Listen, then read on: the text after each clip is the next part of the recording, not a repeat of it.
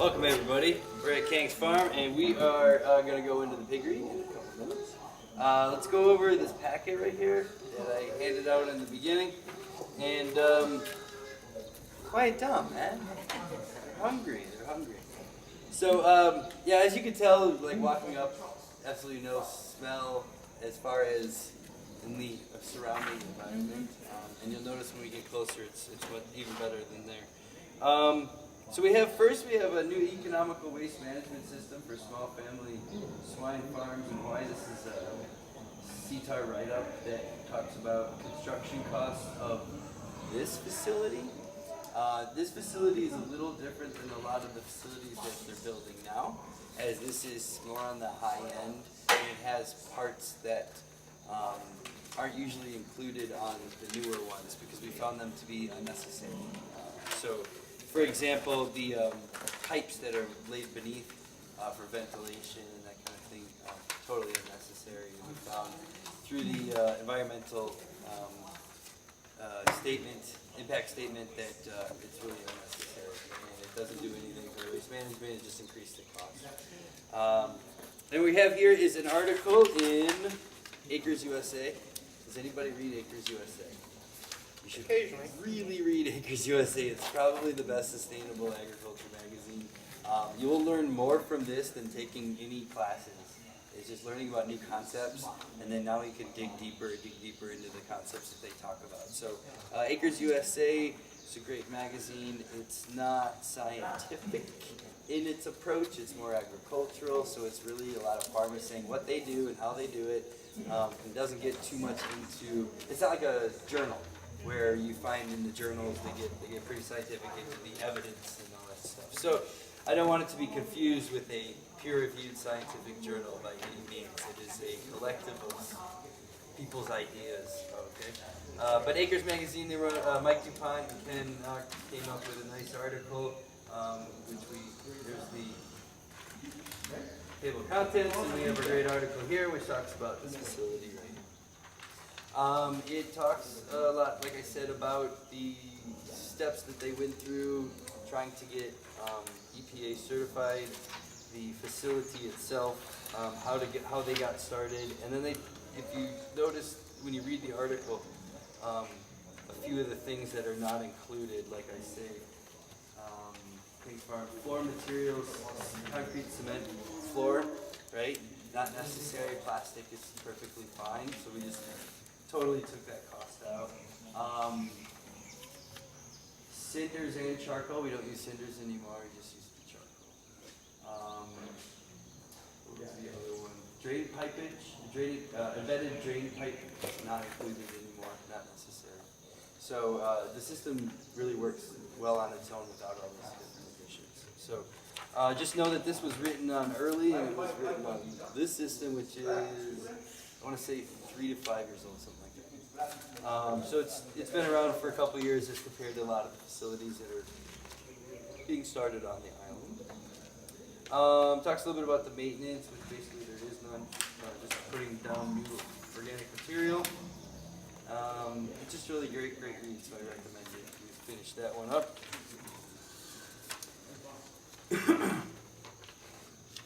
How to make IMO, right there. This is the write-up before the CTAR write-up came out. So here's a little bit of a description of how to make the materials needed. That's a nice read, and they included that in Acres, which was the first time any natural farming had that in Acres, which was kind of nice. Application for building permit from Michael Hubble.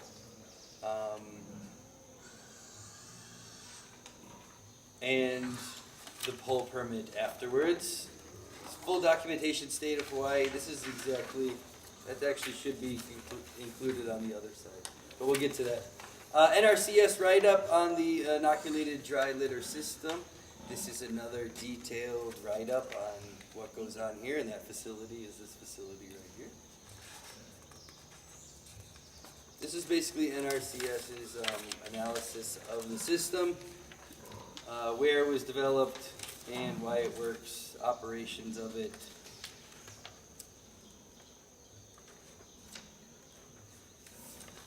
Great pictures. what's your capacity? So here we go. IDLS piggery is designed to allow animals more space than some conventional systems. Each 12 by 24 pen can accommodate 17 market size 220-pound hogs, and about one animal per 17 square feet. Each pen can accommodate 6 breeding sows, so depending on what kind, like I said. Conventional systems usually have up to twice the density. For various reasons, breeding boars should be limited to one animal per pen. Keep the males alone. Okay, so that's that write-up. Good read. Details this whole system. Modified dry litter waste system. This is not this farm. But another description of the dry litter system. It says right here that the pen can produce about $660 worth of compost. So like you're saying, if you're looking for that saving in nutrients, it might be a good way to go for you. Appendix 2, how to make indigenous microorganisms by the numbers. Here it is again, how to make IMOs. It's another write-up. I'd say the CTAR write-up's probably best. Videos on YouTube. Try to stick with anybody in Hawaii. All the other ones you see aren't getting trained.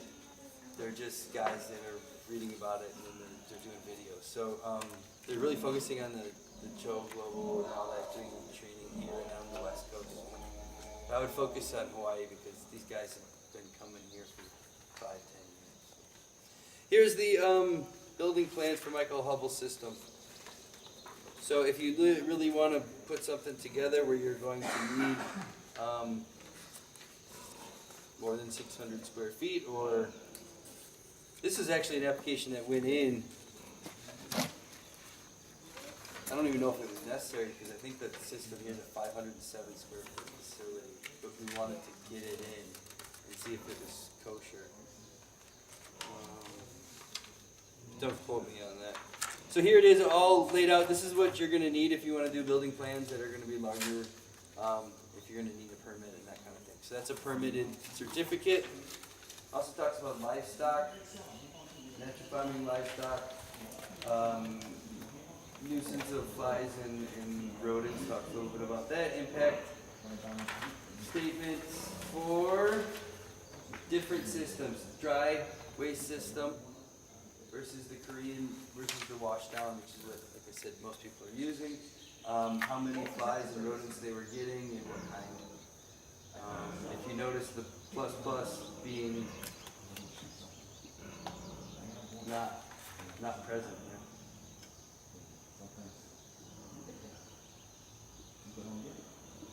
Very little odor, no flies, no rodents. Okay. And another diagram of a smaller system. So this will be for like 1 or 2 pigs. This is what most people are building right now. Raised system, really just wood, raised up about 4 feet. For the sides, they just use planks of wood. Okay. So you just build 2x4s up on the frame and then just do, some nice 1xs all the way around. So this, I don't know what you call this kind of roof, but this roof, this is important. That is super important, yes. So when we go in there, we'll talk a little bit about that. Okay. So it's the separated roof design is very typical of all the natural farming designs. Got it. It allows for ventilation and air movement. If the wind is coming in from the trades, a specific direction, and it pushes it straight up to the roof. If you have a sealed roof, this system will not work the same. You're going to have these gases that I said that are getting released, but they have nowhere to go. So then you're going to get odors and you have that kind of issue. So having a roof like that, and really just kind of teetering it, just like a Korean method. They've been doing that for a very long time with their livestock, mainly because in the winter time you need to have the right temperatures, and sometimes there's too much heat build up from the swine in the winter time, snowing outside. They don't go anywhere; they stay in there the whole time. And so they figured out that the teetered roof allows for, that's what I call it. Yeah, that'll work. And then we have a construction and economics. This is, I believe, for this schematic right here. This diagram.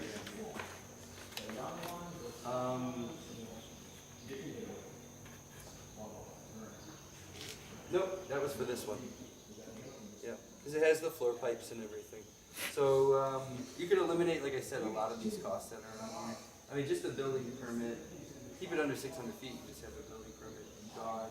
The drafting and engineering, we already have that. That's ready to go. If you want to actually get the full one, get Mike, and he will give you the blueprints. And so that's finished, $1,200 already done. It's given away for free. Wood framing and all that. Like you said, you know, foundation. This is a cement floor, not necessary. With $5,000, gone. Not part of the cost anymore. Huh? Probably more than that. Oh, easily. Yeah. I would say in savings of total cost, we're getting it in the same size structure. You could probably do it for about half, if not a little bit more than, or a little bit less than half. So we're right around $20,000. What we're figuring for that one that size. And you know, if you keep it nice and small, you know, we got these mom and pop people that just get in there, their yearly supply for pigs, not trying to sell them to anybody, and the system just works better. They have people that, neighbors that don't even know that they're growing pigs. Not a clue, because there's just no noise. And no smell.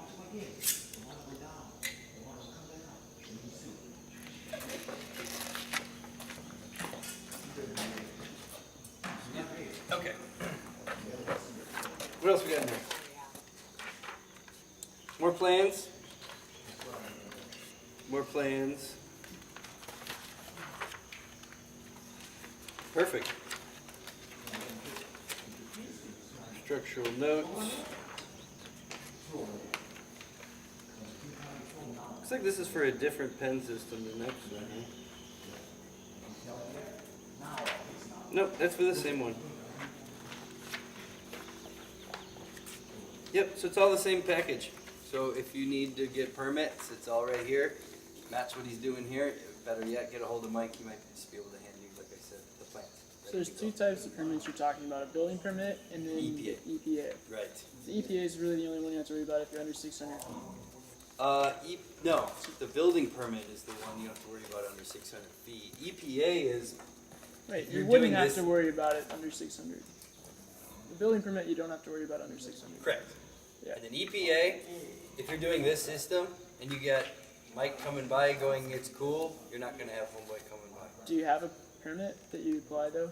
Like there's still like a... For this one, Yeah. there's, like for EPA, For the EPA.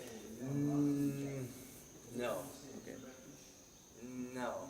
If you're doing production system, I think you might. But if you're doing like backyard, which I believe is under like 200 pigs, which I don't know anybody that's even hitting those numbers right now. So, But you can still sell the meat. No. you're selling the meat, you're a production system. So you got to make sure that EPA can provide. It's more about food safety certification probably more than EPA. But once you incorporate any type of free range system, then you're talking. Any other system than this one, for the most part. Of course, like I said, nobody's getting checked. Yeah. People have fields of pigs and pens that are just mud. So, have fun. That's all I'm saying. It's like the Wild Wild West out here on regulations. I'm saying go them, tell them you're doing what you're supposed to be doing, fill out all the proper paperwork.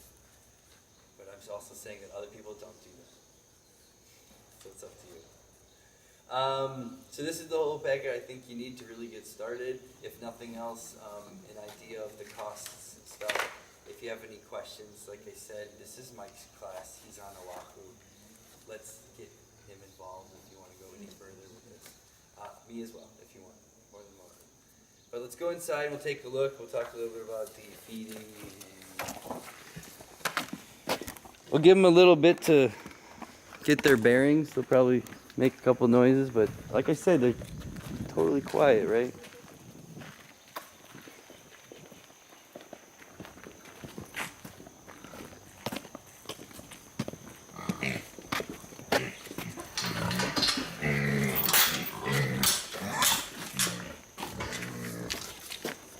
Perfect.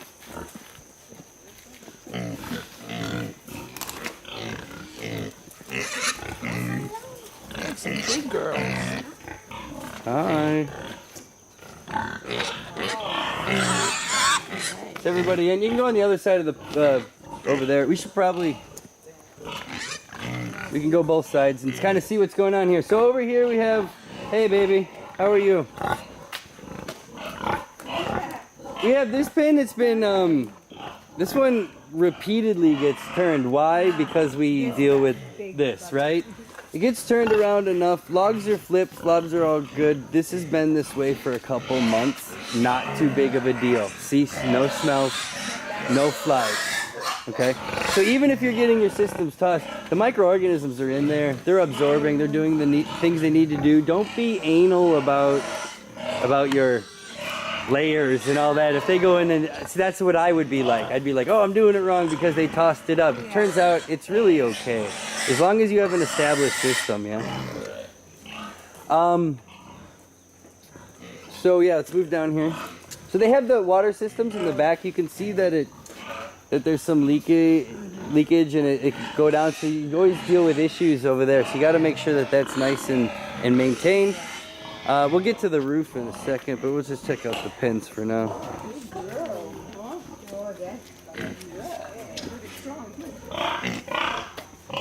So we got our babies here, right?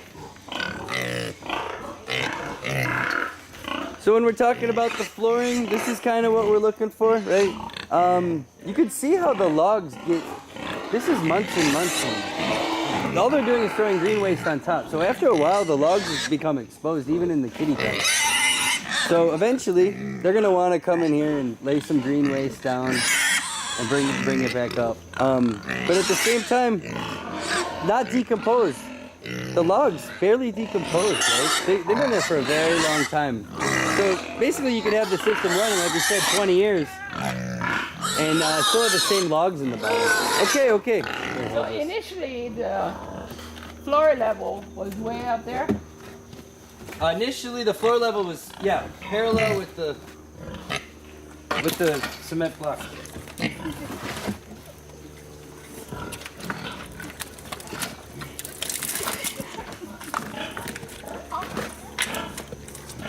So let's talk about the feed here. Cannot use only one or two. People would call this rotten fruit. This is fermented and inoculated with indigenous microorganisms. So we actually incorporate the IMO inoculation into the feed. A little bit of fruit, sweet potatoes, whatever we're using.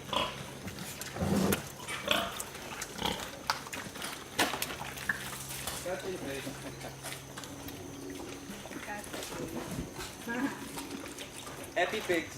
Yum, yum. So they will use grain feed every now and again here. So don't think it's totally closed. Got to make sure you get the proteins and stuff, but for the most part supplemented from the sweet potatoes. So the roof, guys, looking up at the roof, 14 feet ceilings, nice and tall. And then we got the, what did I call it, teetered roof style design. This system, if they redesigned it, probably would make it more overlapped. Still getting moisture in through the top every once in a while. But if you notice, for the most part, they put plastic up once. They haven't replaced it for the walls, so maybe it needs a good replacement now a couple years later, but... Great one? Yep. Why do they need that?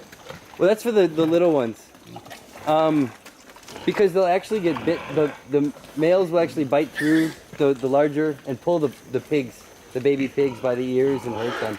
So it's just for the baby pigs. Make sure they don't get nipped.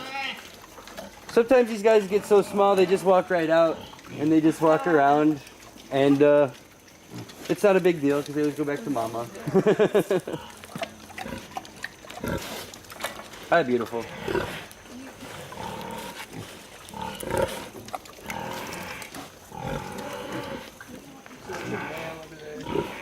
Yes. Keep the male. Well, actually, the male's all the way over on the end, and then this is a female too. This one here.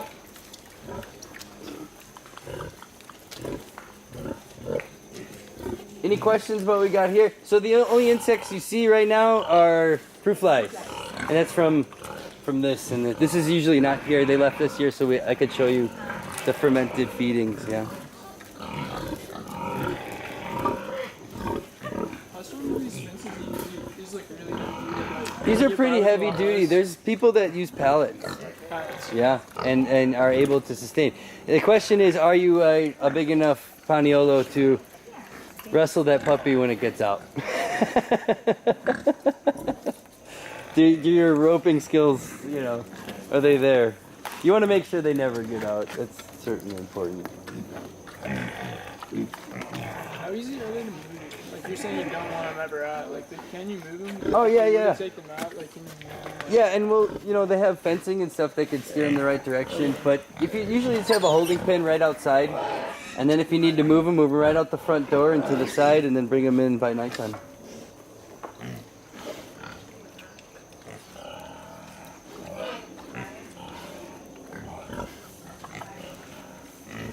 So, like, which ones would be like almost towards like production, like where you're like in the harvest? Okay, that's a beautiful part about Hawaii. It's a great question. The question was, so when do you harvest your pigs, right? So in Hawaii, we have the whole entire Pacific Rim market. The small ones are taken up by Micronesians. Love those. Nice and early. You got the middle ones, Filipinos, like in that size. Get up to the larger size, you get the luau pigs. Get down. I don't want to tell you again. You got the luau size and the big sows. So there's really a market for every single size. The goal is, my recommendation, you wait till May and you wait till holidays. Graduation alone can sustain you probably for the whole year if you do it right. So that's just what I tell people. It's like you got the holidays, people want pig, they want ham, Christmas, that kind of thing. Yeah, birthdays. And a lot of people are born in the summertime, so you get a lot of business in the summertime for the most part. So any questions in here? If not, there's one being built over here. Let's go see it in mid-construction. And then if you want to, we could walk back in here and...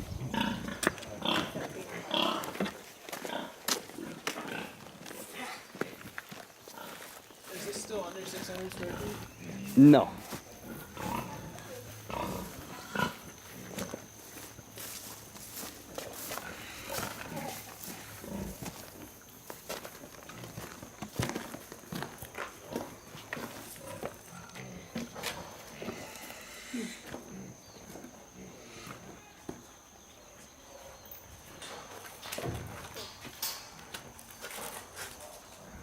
It's a Bezia, I think. You clip this? Hmm? You clip this? That one? Did I what? So you clip this tree, that big one. Yeah, yeah. Bless you.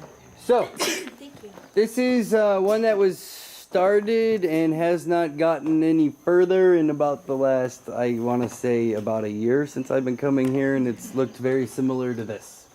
Not sure what they got going on, but it's really kind of nice for when I bring students by, and you can see kind of halfway through the system. Laying down the logs, and 4 feet high, being 12-inch blocks. There's no rubber liner. Nope, no, so these haven't been lined.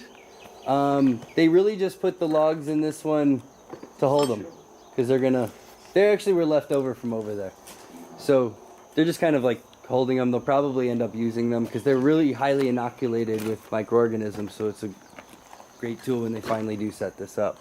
So you see the slanted roof, which is in the design that we gave you. But it doesn't have the teeter, right? Right, so it doesn't have the teetered roof. There's plenty of air movement though. The question is, will that have an effect? Don't know. Probably less expensive to build a roof. Much less expensive to build a roof like this.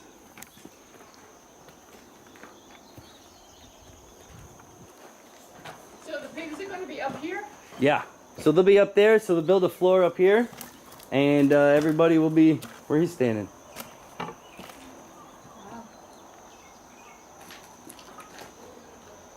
Are there alternatives to this like trough setup that work well? Alternatives? Well, you want to make sure that the slop stays in a waterproof container, because the water just from the fruit rotting, you saw all that stuff, that's enough water to cause problems in the system. So I would make sure it was cement, and probably sculpted cement, to make sure it's not gonna spill off into the inoculated material.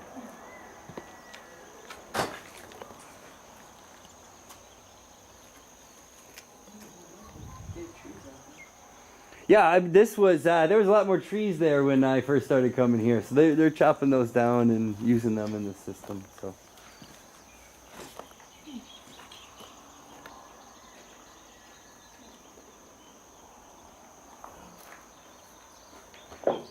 So when I first started coming here, there was about 60 pigs in there.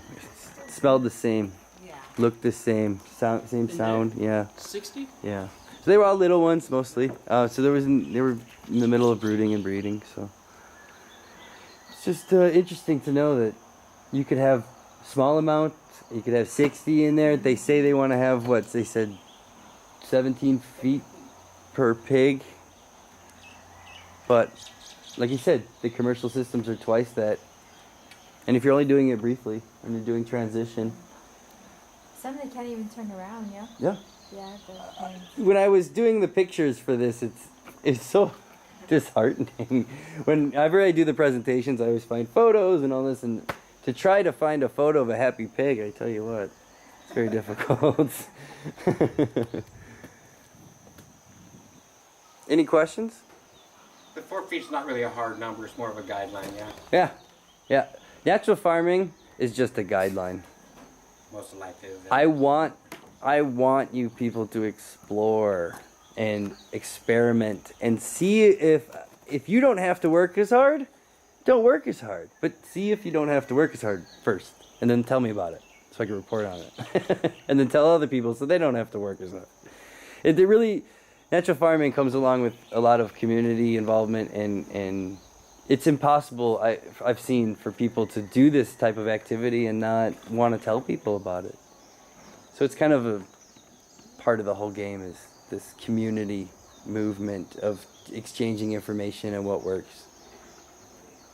Mike built this system, and now we're at wood planks and nothing. It's costing, $5,000 for a 2-pig system. Nothing. Even that you could probably do with pallets for $1,000, man. It depends on what kind of system you want to do. What do you think about this roof? Do you think, like, as far as like the gases and whatnot, I mean, this is still letting it vent, right? It's so high that it's fine, I believe. Yeah. Because look, it's essentially the same size, if not higher than that one. It's so high. The question is moisture coming in from the weather that comes from that direction. Oh yeah, doing this kind of better shield, yeah. There's a lot of debate, you put the thing this direction because of the sun or whatever, but in where we're at, the weather generally comes in from one direction, at least where I'm at. So I would kind of maybe take that with a grain of salt, and figure out what works best for my system. If I could turn it one way and prevent any water from coming in, then I'm going to turn it. Sure. Is that coating, is it all opaque, or is any of that like letting sun in? It used to. Yeah, not anymore. Yeah, so you got the dust and the microorganisms, and now we got algae up there. So you get some sun exposure in there? It's best to not have any. Yeah, you want the pigs to be able to regulate their own temperature with the microorganism heat from the pad, kind of like a lizard. People, I don't have lizards, but back in the mainland, we'd have lizards and snakes. You have a little pad or turtle, you have a little pad to keep it warm. It's kind of that concept. Let them regulate their heat with that. They like it pretty cool. Hence why they wallow in mud. Yeah, on this one where the airflow is like, it's coming in the back there, Mhm. it's open, is that right? Yep. So how would you do it on this system? Would it still be like open just along one back side? Is that the idea? Well, you wanna, It will be. yeah, it would be open on the trade this side, yeah. Yeah, because the outside edge will look exactly the same on this one. Exactly. It's built. Yeah. Because we'll be high. We'll be high looking down. Right. Yeah, I think. But yeah, so this side would be open for the trade winds to come in. I don't know. The question is, it's like you got to build it to answer those Do questions. you want a low vent and a high vent? That's like the main concept, right? You want air in and air out. Yeah, and you want the high being the out. Yeah. It's like a opposite of a yurt. My friend bought a bunch of yurts and put them up out in Pune, and I said, "You realize yurts were designed for Mongolia, right?" And he's wondering why his yurt is so damn hot, and he could barely go inside. And it's made to circulate heat. He's in there cooking himself. And it's like, yeah. So you want to have an in and out, definitely venting high. 14 feet ceilings, I mean, that's really high. You know, if you're saying all different sizes has a marketplace, yeah. Mm-hmm. But there's still got to be like a most efficient weight, optimal weight to move a hog. Yeah. Say like you got a contract with Kulana, Right. right? And your conversion rate, you know, is somewhere around 6 to 1. Mm-hmm. Okay. Does that metabolism stay the same throughout the pig's life? It's got to stop it somewhere with once they start sizing up, right? Or slow down. So what is your most efficient weight? What your for your best 220. return? 220. 220? Yeah. Is that how big the mature ones are in there? The ones, the smaller ones, be like twice as old as those smaller ones. How much do they weigh though? Those weigh probably about 80 pounds, 50 to 80 pounds. The big ones, I don't know, Guy down the end. 4 or 5, It's a super 600 pounds. I was He's trying to figure out what 350. Think a 220 luau looks pig. like. Think a luau pig. Yeah, Okay, 220. that's perfect size. Yeah. Any other questions? Well, if we do, we got your card. We can Yeah. call you or email you, right? Yeah, yeah. Like I'm saying, Mike's your guy. Feel free to get me up as well. Maybe CC me and we could both hit up, or CC Mike on the emails. mdupont@hawaii.edu. Okay. Cool. Yeah, I would say it'd be foolish to not incorporate him in every discussion you're having about this. Now that's the one really cool thing about Hawaii is dissemination of information. Yeah, All right, yeah. it happens real good. And the fact that the extension agents really care. Yeah. Go to Florida and find me an extension agent that gives us. No, there's probably No, plenty. you're right. I'm You're absolutely generalizing. But, you know, How from did my they pick experience. this pen size? That's what came from Korea. That's what they were doing for the pen sizes in Korea. I know nothing other than any experimentation that is for the size of the pen. All I know is that people are planning on building huge ones of these, huge operations. We're doing 2,000 pigs, and they're keeping the pens the same size. What's the biggest hog operation on the Big Island? Oh, I think it's up in Ahualoa. Really, and what kind of numbers do they have? I have no idea. I used to live down the street from it. It smelled bad, though. It's because you didn't go up and disseminate any information. No, I did not. There's two guys that just got come in my school's land, and they're gonna do a large pasture raise. All organic. Berkshire housing. The thing is, if somebody was making local pork, you'd be able to buy it. Yeah, no, they haven't. even And you started can't yet. even find it, like, even... If you'd find it, it'd be a KTA. Be under Mountain Apple Yeah, brand. it would be under Mountain Apple brand. You'd find it there. If there's enough being produced, you'd find it. They have wild boar sausage at Mountain Apple brand. Right. Yeah. Why? Because they're able to get enough. If Did you they're... meet George? Huh? Did you meet George? Who's How George? local? No, You never met him. I don't think so. I know Derek, though, at KTA. Me too. What's his name? Karisu? Yeah. Yeah. I moved product from him through him before. He's just the sweetest man. You just He's want to great. pet his belly and make him laugh. No, he's 100% behind locally grown products. Totally. He's on it. If he told us at a conference if he could put a label on it, he will. You know, if it's local. If there's a market for, you know, the stirring sticks, those sugarcane stirring sticks. He's like, he just gave an example. He's like, some guy came in and asked me for one of those. I went out and found a distributor, ordered them, put them in all my stores because one guy asked That me, guy's and on now they Wahoo sell that like does that. crazy. Yeah. Yeah. And it's like, you know, all it is just getting it to the right person. Right. Having the right niche market and showing him that you can market it, he'll sell it. I think all they're doing in for the mountain pig, for the wild pig, is just what the brucellosis test and one other. There's only 2 tests, right? I don't know Laws right enough now. about it, but I'm assuming it's whatever food safety certification. Yeah. Right. Anything that follows the minimum, I'm guessing. Welcome to Hawaii. You just take the wild pigs to Kulana? I'm sorry? You just take the wild pigs to Kulana? That's what I think that Kulana actually arranges the testing. Oh, wow. I'm pretty sure. I'm not positive, but I'm pretty Yeah. sure. That's cool. Yeah, I would with everything with KTA, just go to their website. They have a website for, you know, sellers and buyers, and they give you lists of things they need and things they want and where to get the materials to. Also, restaurants. I mean, that's the go-to place for me. If I had this operation, I would not be selling pigs for graduation or anything like that. I would be selling top high-end to the resorts. That's kind of what I'm looking at. Also, because I'm starting a cattle program at the same time. Yeah. Right? I'm going to go pull Angus heifers, wean-offs from UH, right? And then try to import some Wagyu beef bull. Right? See what happens. And I would say That's- incorporate the chefs into the business plan and make them part of it or partners. That's an awesome idea. That is a I mean, that's the way to do it, because right now, I mean, guys like Merriman's and stuff, they're buying up land to grow their own food. Why not Have you partner eaten there up? before? Oh, yeah, sure. Oh my God, that's good. So I run a business plan development for training for farmers class, and I ran it up there one semester and talked with the GM and the buyers and the chef and the sous chef. We had a whole class. We went over there and talked to them about who they buy from, how to approach them, what's the best time, what do they need. Here's the list of things we would buy if you had it right now. And I do that for a few other restaurants and stuff. So yeah, that's another class that we got working right now, and it should be coming out soon. I just moved it from one grant to another.